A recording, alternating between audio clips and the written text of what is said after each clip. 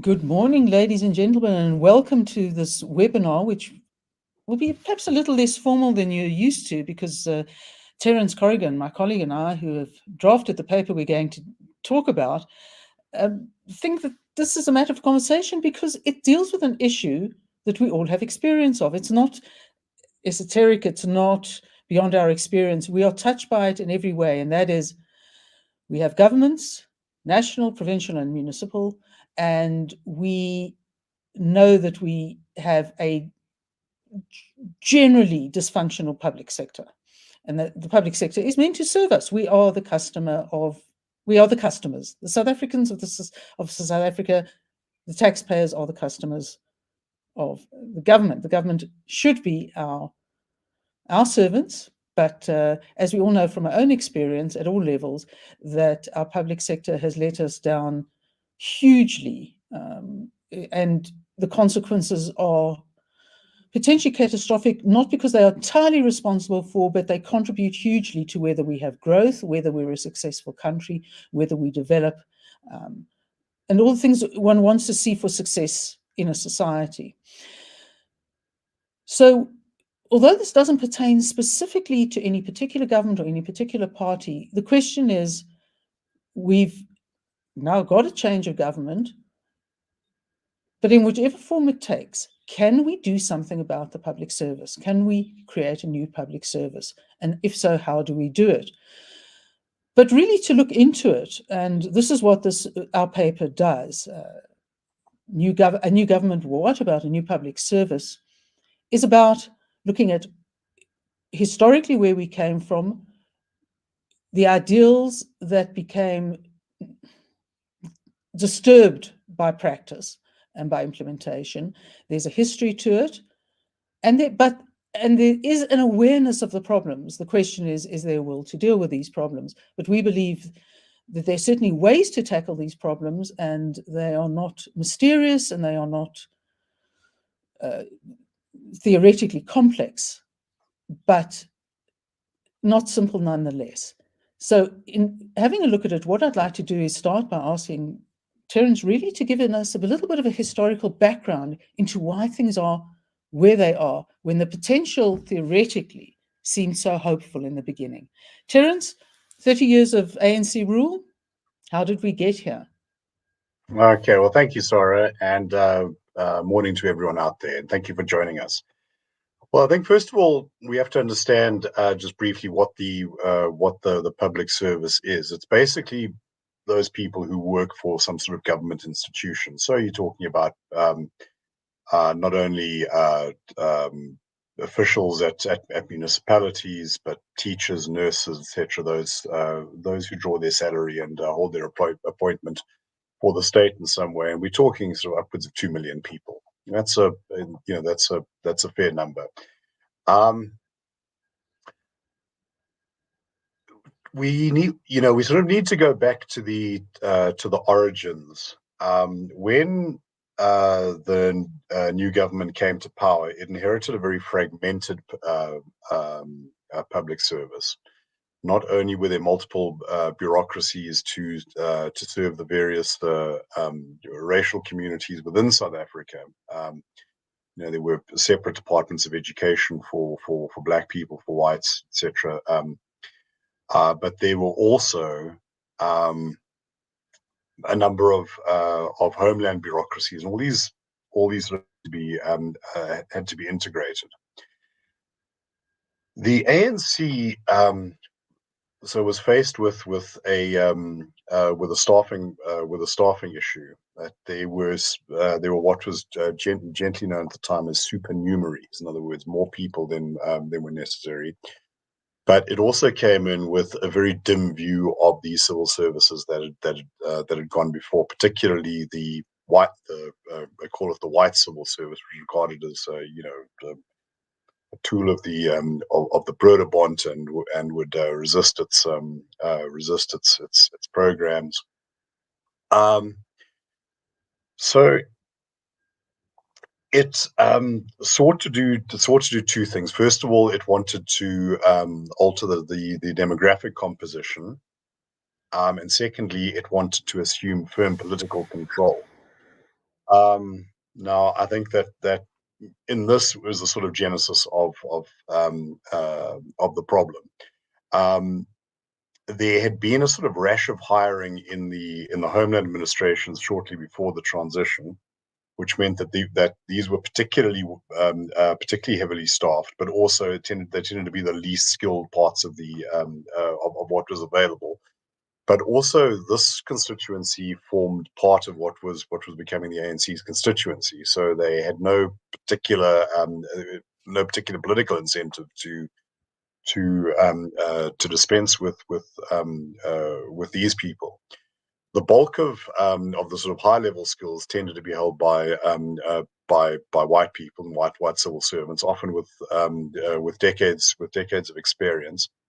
But these were deemed both politically unreliable and they those were positions which the ANC felt that it needed to capture for its own constituency and to pilot its own programs.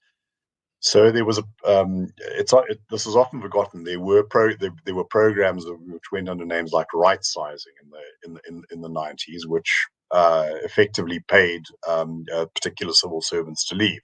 It's also happened in the teaching profession, and I remember Alistair Sparks, who at that stage was a very enthusiastic supporter of President Mandela's government, referring to the teaching retrenchment packet program as one of the most bizarre acts of self-immolation the country has ever engaged in, because it was precisely those teachers who were most desperately needed within the public service, maths teachers, science teachers, who could easily decamp for other pastors that were taking what were often very generous packages.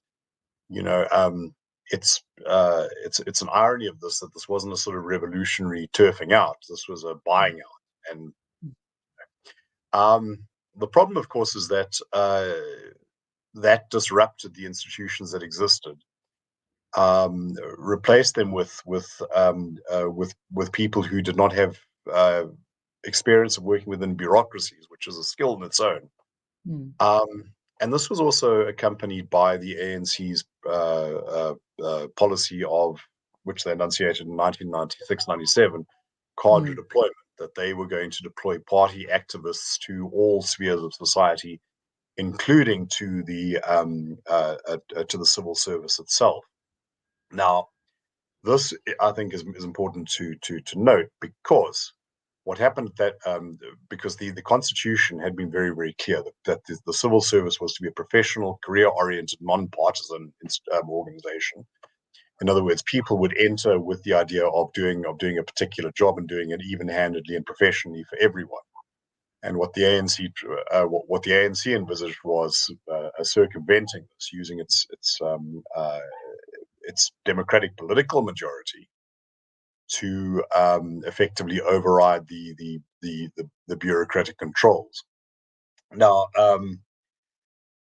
this was at first very gingerly dealt with by many observers, and it has been pointed out that this was enabled by public service legislation that came on, which gave enormous authority to political office bearers to intervene in the hiring of their staff, and not just people in ministerial or MEC's offices, but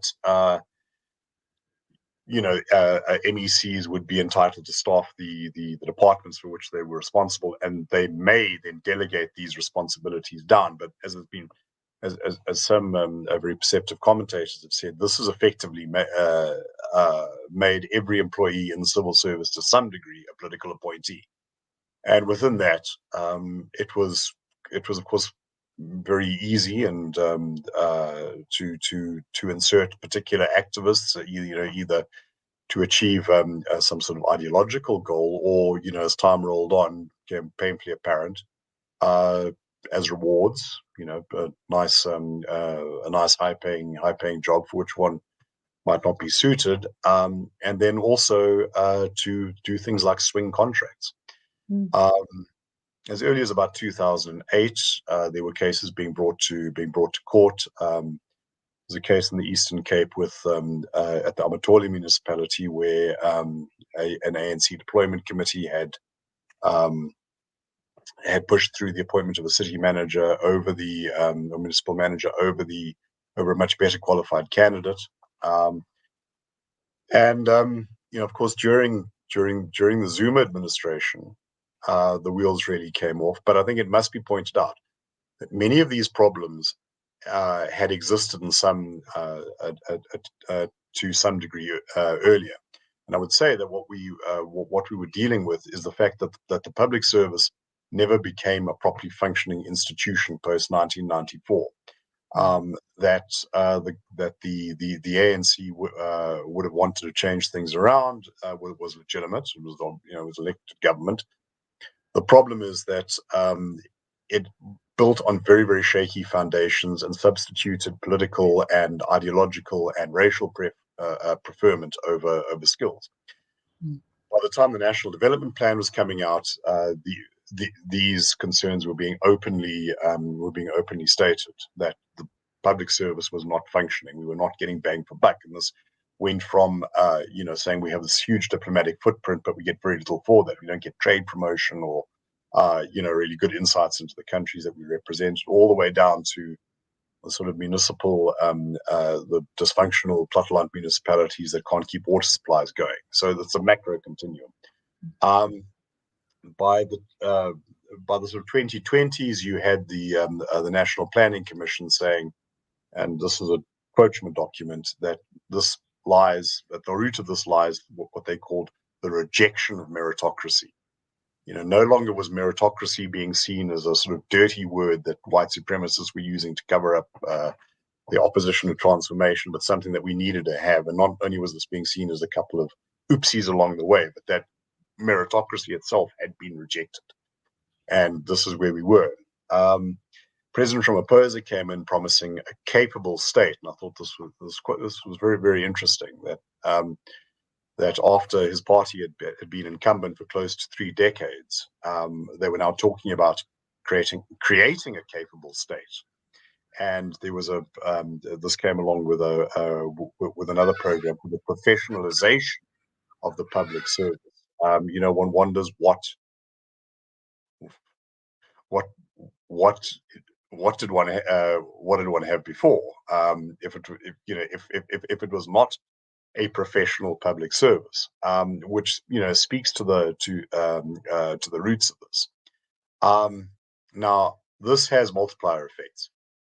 I'm one who believes that whether you need more state or less state is very much a contextual decision. But if you're going to have a large state and you're going to intervene, it better be very very capable. So when people say, for instance, well, look at South Korea or Singapore, and we need to emulate that. And I said, well, if the Singaporeans or South Koreans would like to lend us their bureaucracies for a while, then I'll be happy to discuss things on that basis. Unfortunately, we have nothing like a Singaporean or a South Korean bureaucracy. We don't have a Botswanan bureaucracy. We have a very large bureaucracy that is often very hidebound, often very unstable, and often not fit for purpose. That has implications for things like crime fighting. That has implications for issuing the various permissions and licenses that South Africa's very considerable body of laws imply. If you think, for instance, that we have imported a lot of legislative concepts which are, as the saying goes, best in the West. That also implies that you have officials capable of implementing it who are also best in the West. And more frankly, this is at present not the case. Perhaps one of the things that's most tragic about this is that the foundations were there, both the interim and the final constitutions provided for essentially everything we should be seeing in a public service. High standard of professional ethics, efficient, economic, effective use of resources. In other words, per my introduction, everything that should be there to satisfy the customer, the taxpayer, the citizen. And it was to that end that the Public Service Commission was established to effectively manage the public sector. And it was the Public Service Administration Act that the ANC brought in very early on that removed that power, that allowed meritocracy to fall away, if not to the bottom of the pile, probably fall away altogether, and service all the ideological and what ultimately became venal needs of the ANC as the party in power. But the concept meritocracy is very much an element of the constitutional requirement of a public service. So the foundations are there. So much of the way in which we have created, or a public service has been created for South Africa, is in contravention of the requirements of the Constitution. So the groundwork is there. So it's a very deliberate ideological and developmental process that has not ultimately served us well. The other thing, and you alluded to it becoming apparent quite early on, is, and one thing we point out, is the fact that this is not something the ANC became aware of once the state capture period really got into swing under Jacob Zuma. It is something that it started to become apparent from about 2007. Papers were being written, reports were being produced by government agencies over 2009, 12, 14, 20, as you say, it goes on. So the very fact that the government was not whatever it was doing was not leading to the right results was apparent to everybody, both publicly and in the ANC itself. And yet what impression is that until the government was forced to put together the Zondo Commission into state capture and corruption, into specific areas of government, and they started to really come out with the absolute evidence of the effects of corruption, the effects of cadre deployment, and perhaps more than all of that is the fact that both of those were premised on paying no real attention to competence. And perhaps what has happened is that it is incompetence above all that has made everything else possible. And what it seems to have resulted is in 2022, 2023 reports and amendments to legislation that recognize the need to go back to a separation between the politicians and the civil servants, and to reinvigorate, as envisaged by the Constitution, a public service commission that professionally manages the public service. And there is an enormous sense of tragedy in that, because it's almost, for a sense from the word go, that the idea was absolutely right, but the execution, partly because of ignorance, partly because of ideology, partly perhaps because of complete inexperience, was the failure to understand that there is a key element between putting someone in a position and that person actually either knowing how to do the job or working under people who could upskill. That practical experience, that knowledge based on experience, not just theory, is a gap that has been so prevalent in much of what the ANC has done. Well, look, I think it is important to understand that this wasn't something that kind of grew organically. The ANC has a very very sophisticated within its own framework, sophisticated theory of how society will be changed. And the concepts that one hears all the time: transformation, hegemony, whatever. These all speak to kind of yearnings, and these words do have meanings. The ANC was going to restructure both the state and society. I remember I think then Deputy President Mbeki talking about major surgery to state and society. Well, turns out the third. You know, what might work in a sociology seminar doesn't necessarily work in the real world. There was a great deal of the sort of high level thinking, which both within the ANC, and I think this did a great deal of damage to some of the constitutional precepts. And I think also within the senior reaches of the state, you know, overreach and assuming more could be achieved with than was possible with a basket of resources, and especially human resources that were available. Now, you know, when we say that we shouldn't believe that this was somehow accidental. I offer you an ANC MP who was quite prominent in her time, the late Maria Rantal, who said in Parliament that it is, quote, imperative that we get rid of merit as the overriding principle for appointment to the public service. Now, not long thereafter, she was actually sent to the Public Service Commission. And well, let's just say that her principle prevailed, and we now see the consequences of that. You see, I think you are absolutely correct. I think that there was at some level a belief that experience was dispensable and could be replicated by training, or could be approximated by training.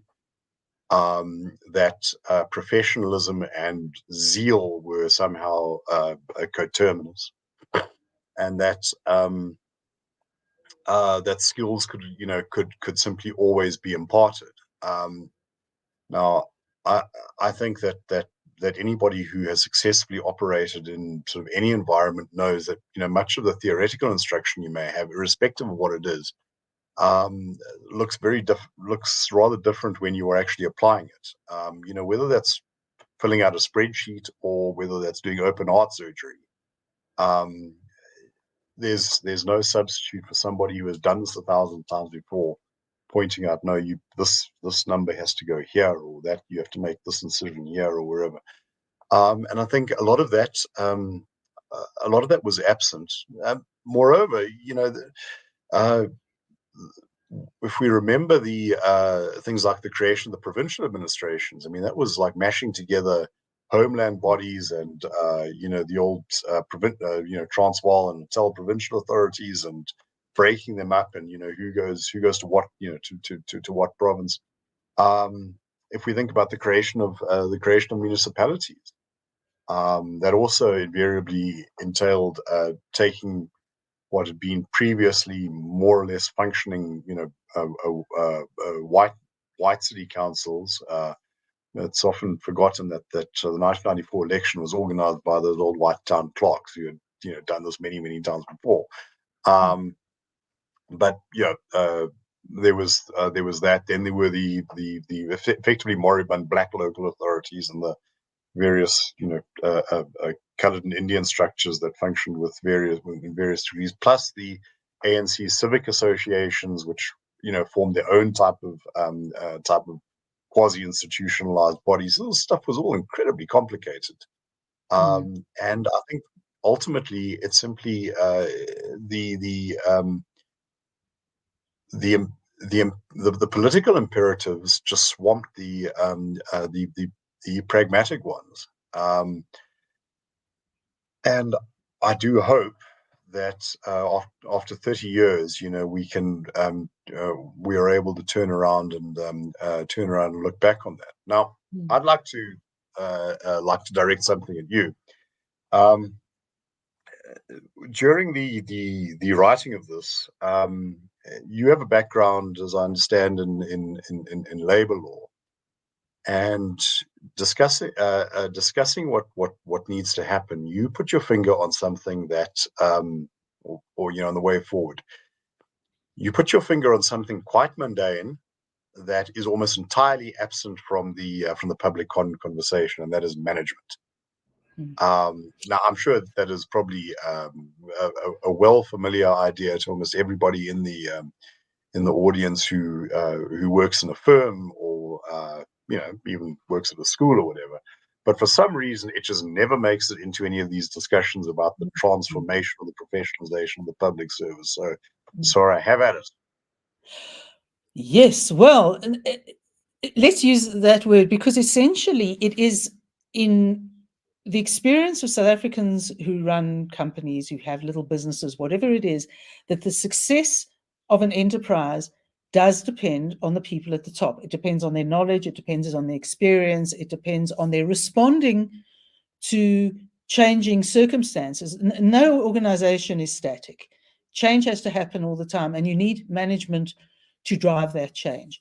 You also need management who is, if not, as will often happen in the public sector, necessarily expert in a particular department, say going from forestry to home affairs, or what if there might be something of that sort, but who has the skills in the management of processes and the management of people. And sorry, I can't ignore the chorus of my hardy-dos. But the point is, it often just comes down to that, because where we have successes in the public sector, you will often find areas of excellence based on the quality of the management that is there, and it filters down. If the quality isn't there, if management is not sure of what they're doing, or if they don't have the skills, or they're fumbling, or perhaps they're there because they were political appointees, but they have not developed the experience and the skills to go with it, they will fumble and they will fail. And the staff, the people who actually have to provide the practical services, become open to anything from corruption to just doing their own thing, or not doing their own thing, or shutting shop early, or whatever it may be, because it's a combination of management that has confidence in its abilities to manage an environment. And this is perhaps one of the key things that is missing in the public sector, to our detriment. Management has to make decisions, and the competence, the confidence, the courage to make decisions is crucial. And I think that much of our failure has been people who've just not made decisions, or they're so concerned about the consequences that they're not prepared to take the risk, because they have to be responsible for those decisions. And those are the key elements: is A, being prepared to make the decisions, and B, being prepared to carry the responsibility for it. And you can only really have that if people feel comfortable in the ability to do the job they're doing and are able to do the job they're doing.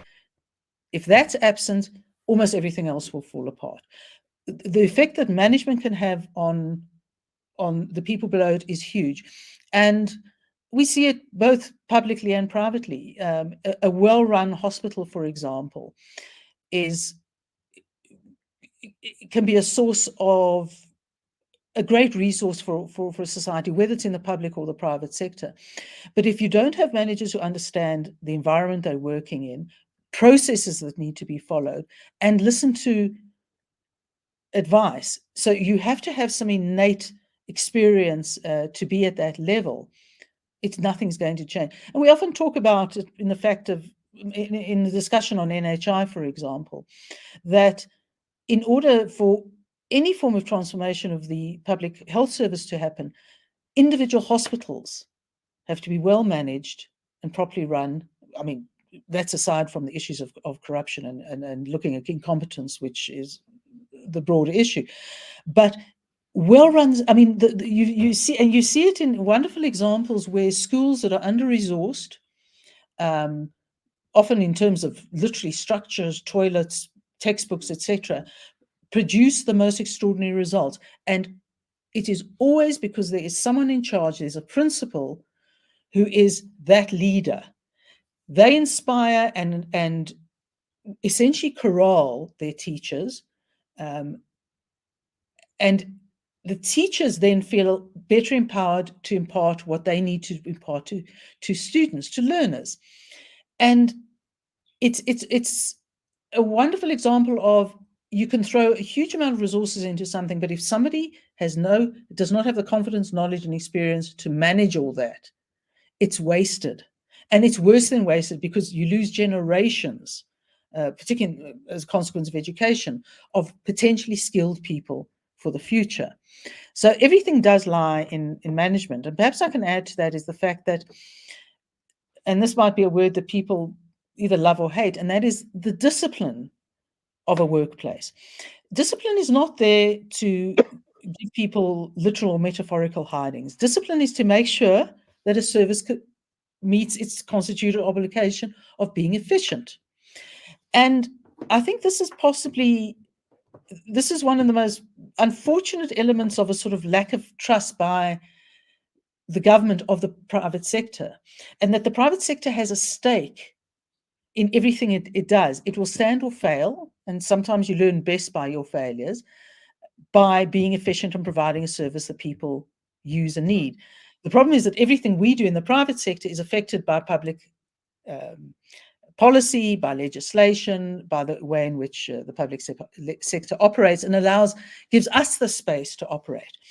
But the importance of discipline is to ensure that the entity, whatever it is run in an efficient way. It's not exotic. It may not be exciting. It may, in many respects, be mundane, but the end result that is designed and needed is produced. And that discipline, so the discipline is a structural thing. It's about people knowing how to do their jobs, but it's also about empowering levels of management below, because the top level cannot deal with the people at the bottom, and you rely at the top of having people below you who are competent to exercise management themselves, the middle management level, etc.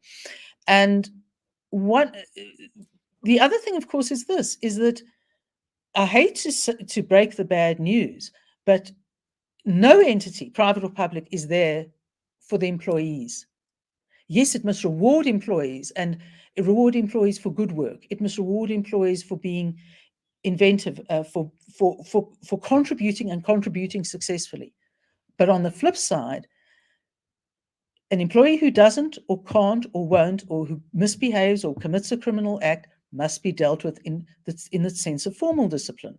And that's what disciplinary procedures are there for. And those have been part of our legislation for decades and have been reiterated and refined, and in some respects, in practical respects, what we have in the Labour Relations Act and every public sector institution that has its own disciplinary set of processes and procedures, they are all fundamentally aligned. They require that you don't just have recourse to discipline. There is a process to be followed. Discipline is largely a progressive process, the intention being to improve what is going wrong.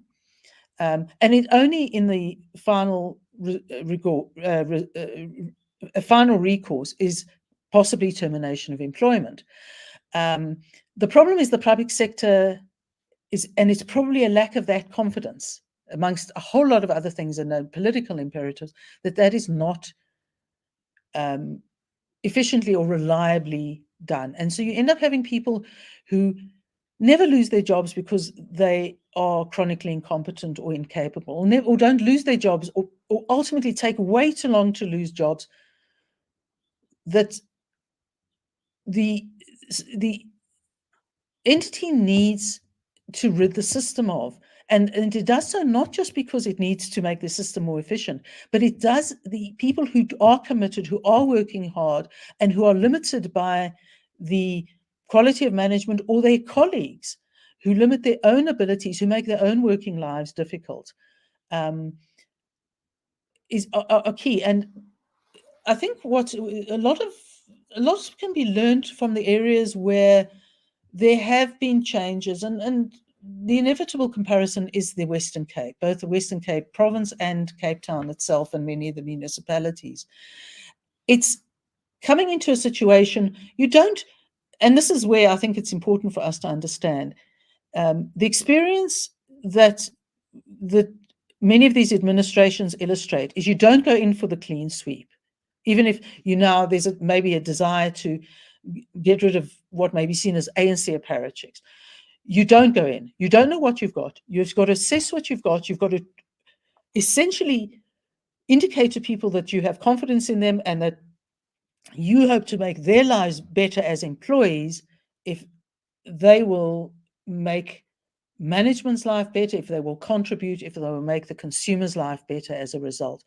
And it's that combination of both ridding an environment of people who do not make things better and do not hope to make things better, training people who have the potential.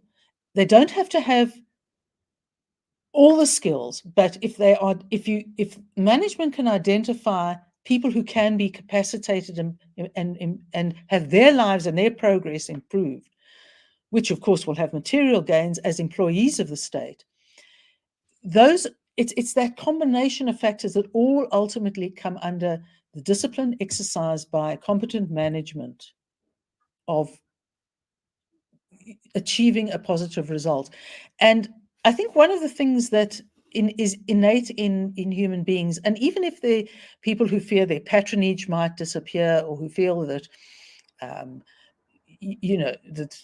they're in protected employment or such, is perhaps appealing to their better natures by saying, if you come on board with us, we will train, we will give you opportunities, we will capacitate you if you capacitate what we need to do to provide the service to the ultimate consumer, who is the citizen of the country. Now, the ramifications of that are huge, and the application of that is not easy, and it takes time. And I think this is probably one of the biggest problems with any reform process, is learning from the mistakes. You don't get rid of skills because they don't suit a color or a demographic or a sex or a gender or whatever it is. Those skills are crucial. And we've all seen that in the context visibly.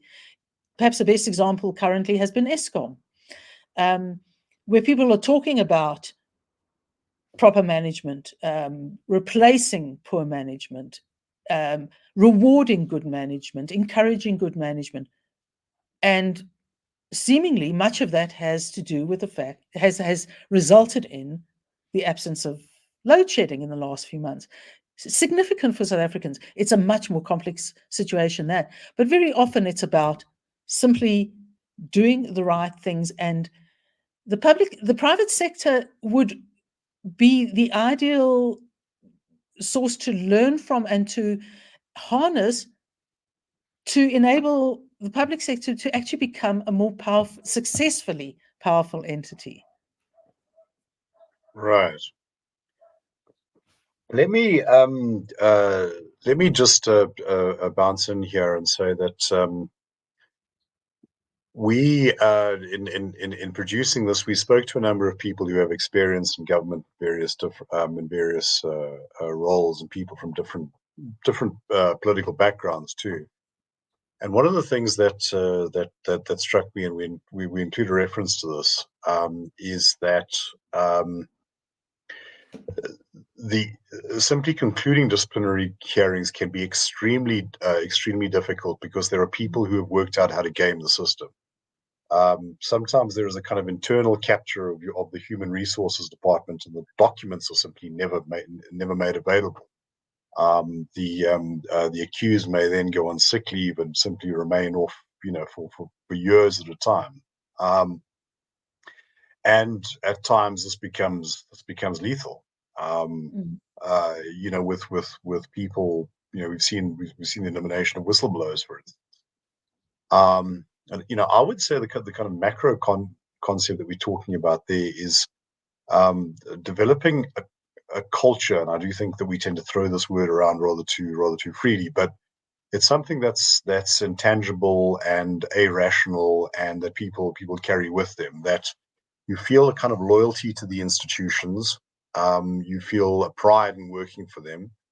It's what say a good police department is one where its officers feel proud putting their uniform on in the morning.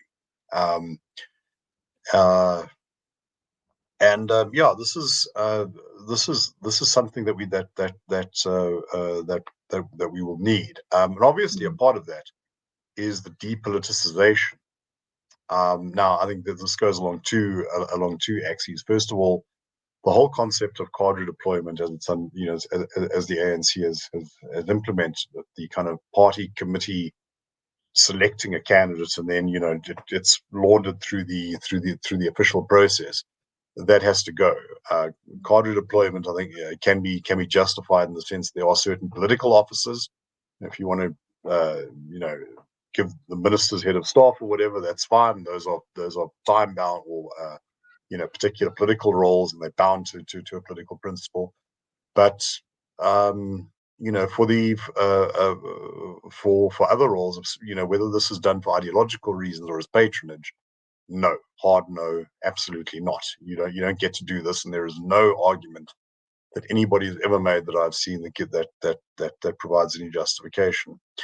The second thing is more subtle, and that is reforming the way in which those formal procedures operate to try and insulate bureaucratic appointments from political influence. And the obvious thing here is to restore the Public Service Commission to the role that it was intended to have, and that would mean that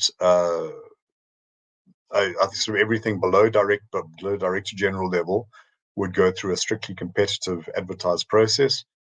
Our view is that this has to be race neutral, qualifications and experience based through interviews, and also we would say through a series of exams. Now, to some extent, that happens at senior level, but it's unclear just how widely this is taking place. But I think we need to achieve a mindset shift to go from saying that the civil service is somewhere where you can go where you don't shine anywhere else, and it's kind of sheltered employment, to saying, well, if you want to work here, this is hardcore and it's prestigious. The Chinese civilization has had these exams for 5,000 years, which is one reason why Chinese society, irrespective of whether it's in China or Taiwan or Malaysia or wherever, is so hung up on its education. That was traditionally an avenue of very kind of meritocratic advance.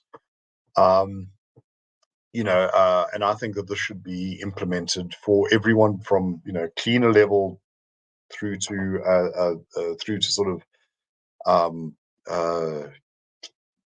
senior management, and if there are technical specs required for engineering or whatever, then you have to have appropriate certification. And I would like to, and I think we will be in a good space where those positions become particularly highly sought after, where you have fierce competition for them, and where they are oversubscribed, where there are more people wanting in than is available. So, well, for every sort of 100 positions, we have maybe for every 100 applicants, we have maybe two or three, and therefore it is the 2 or 3 best that we can take. And that would make I think would help to make the civil service not only a well rewarded career that gives you a decent upper middle class lifestyle, but also as one that you can represent proudly. That you are not sort of leeching off society and holding your hand out for bribes, but you are the kind of person who makes it possible for all the rest of this to happen. I'd like to invite everyone to submit questions. Sorry, you wanted to respond. No. I just wanted to say that you can often judge the quality of a society, the provisions to the public, the services to the public, by the respect with which the public sector is imbued. And right now, we sort of uniformly have a very negative view of the public sector. But again, it's not magic, and there's nothing special about the public sector. In the same way that you have professional bodies for accountants, for lawyers, etc., and across the board in engineering and electronics, etc., that's what the PSC. That's the role the PSC should substantially provide. As you say, running a civil service is not a simple thing. The range of skills may cover a broad swathe, but it is not simple. It does require expertise, and I think there's possibly one of the historical problems with the ANC, perhaps not only being ideologically very hidebound, but having been very much a liberation movement and living in what we would now consider an unnatural world and a natural environment in the midst of the Cold War. Those opportunities to grow the methods of operating that have no foundation in ideology, they have foundation in providing what people need and want, was missing. So that idea that, and that's sort of the reason why it's not necessarily a problem to move people into departments where they don't have specific expertise, but if they have a range of expertise that makes them capable of capable of problem solving, capable of inputting in systems, all of those sort of things go to that professionalization. It's all about professionalization. So this is a job worthy of respect, and that is absolutely key. Perhaps to just give an example that might resonate practically, the new Minister of Home Affairs made the point that they are in fact understaffed, and I suspect they're understaffed because they have too many people now in managerial level, which is a problem in our public service, and too few people in the actual hard performance of functions to achieve those results on the one hand. And he said that the Department of Home Affairs needs to be digitized. You can't have written visas, you can't have paperwork. And it's almost like, well, yeah, I mean, we've all experienced that to a greater or less extent in our personal lives. Why should it be any different for the public sector? And the very fact that systems are not online, etc., whatever the reasons may have been, it's not professional.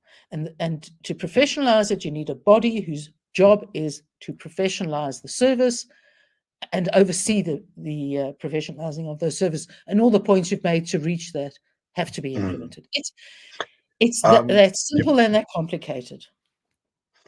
We have a question here, and I think this actually relates directly to what you're saying. Is there a will to do this given the political patronage scheme is so deeply embedded?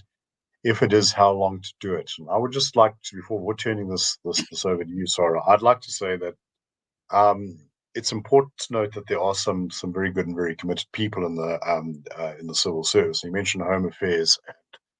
The Home Affairs branch in Roodepoort, they seem to have a very committed, brilliant manager who comes out and imparts information.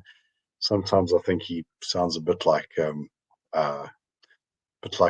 stepdad that lectures his stepson about blowing his dad's money, sort of thing. But the point is, he is on the floor. He is talking to people. He is sort of making sure that things that things are happening. But I hear 100% what you say. When the systems go down, they seem to go down an awful lot. Everything grinds to a halt. It's sort of digitized enough to sort of put the brakes on, but not enough to expedite things properly.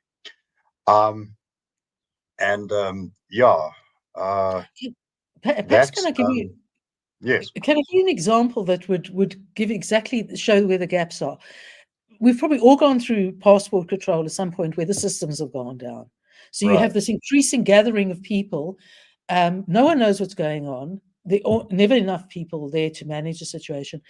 There's no plan B. Now, almost everyone standing in that queue will have an idea of what they would do if you start just by getting someone who's got some authority to get up on a table and announce to the hall the problem, what they're going to be doing, how they're going to be resolving it. People who run the risk of missing flights come to this queue. Would the rest be patient? It's just having the idea of what to do in the emergency, how to make up for the shortfall. It's not going to solve all the problems, but you immediately, for example, by that action, get the frustrated customer on board. It's often something as key as that. So it can happen at any level. It can happen at the little department out in Roodepoort, or the Provincial Health Administration, which would be very nice. But the point is, what I'm really worried about is that I think on the one hand, we're in the situation where the ANC, having lost that hegemony, that lost that majority, realizes that making this sort of change is crucial, but being trapped by all the things that it has brought with it that have upended its ability to do what is right. And the infighting, the tensions within the party itself, the fact that there are literally mixed signals being given literally every week. It's on the one hand, yes, this needs to be done, and recognizing it. On the other hand, the dogmatism over NHI and the disappearance of medical aids the next week. That's, I don't think it's a technical right term, but it's that schizophrenia that suggests that what we're going to, that we may be as long as the ANC has the authority, we're in a stasis. We're in illness. We cannot work our way out of it because those clear delineations have not been made. That clarity, it's too much in the mix. Look, so I think to sort of answer the question, that I think that there is a recognition of the need to do this, but not at present the will to carry it forward. I do think that, but I think things are up in the air. We have a new government. First time since 1994, the ANC is not the bearer of a majority. I think that my reading of it is that there are people within the ANC who understand that what has brought the public service to this point is also what has brought the ANC to this point, and if they want to try and claw back their fortunes or just retain what they have, they are going to have to look at a new way of doing things. And if you take into account that a large portion of their support is on what you'd call the sort of urban fringe, people who are aspirant to advance in an urban economy, that a functioning civil service is a very important asset. On the other hand, the ANC has compromised itself badly with disreputable characters who've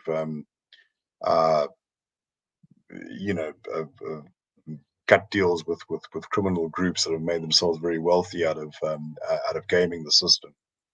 And let's just call it what it is: extremely bad work habits in some respects, gaming the system.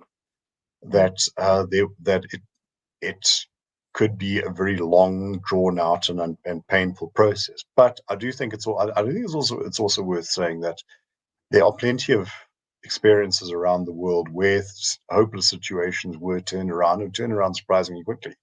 If you think about